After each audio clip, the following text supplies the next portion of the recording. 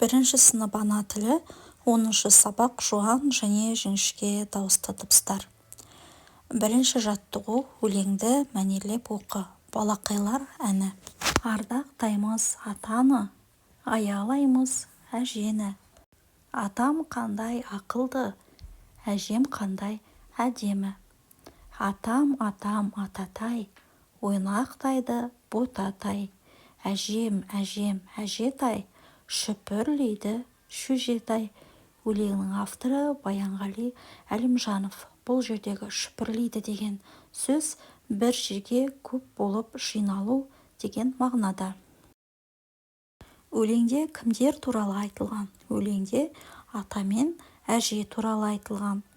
Ата, әже, бота сөздеріндегі дауысты дыбыстарды ата, олардың жуан немесе жіңішке екенін айт. Ата сөзінде а әріптері бұлар дауысты дыбыстар. Әже сөзінде ә, е сөздері дауысты дыбыстар.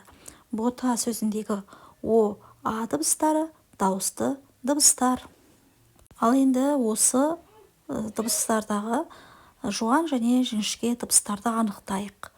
Ата, әже, бота сөздеріндегі а, о дыбыстары бұлар жуан дауысты дыбыстар.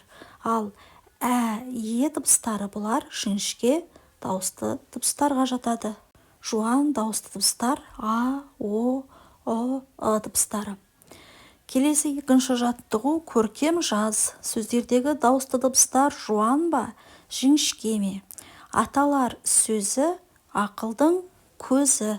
Бұл сөздердегі дауысты дыбыстар, яғни а және де дыбыстары бұлар жуан дауысты дыбыстар. Ал ө, дыбыстары бұлар жіңішке дауысты дыбыстар.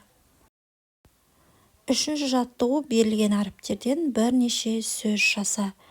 Бірінші суретте бейнеленген әріптерден тоқ, тор, қол, сор, жол, қос, қор, сот, соқ деген сөздер жасауға болады.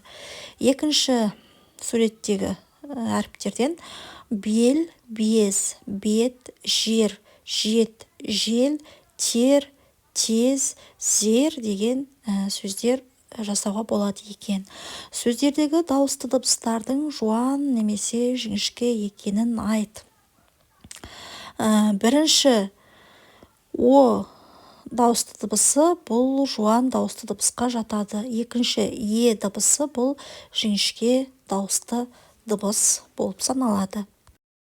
Балалар, осымен бүгінгі сабағымыз аяқталды. Бұл сабақ сендерге түсінікті болды деген ойдамын. Егер де видео ұнаса, онда видеоға лайк басып, және де каналға тіркеліп кетуді ұмытпаңдар. Назарларыңа рахмет. Келесі сабақта кездескенше сау болыңдар.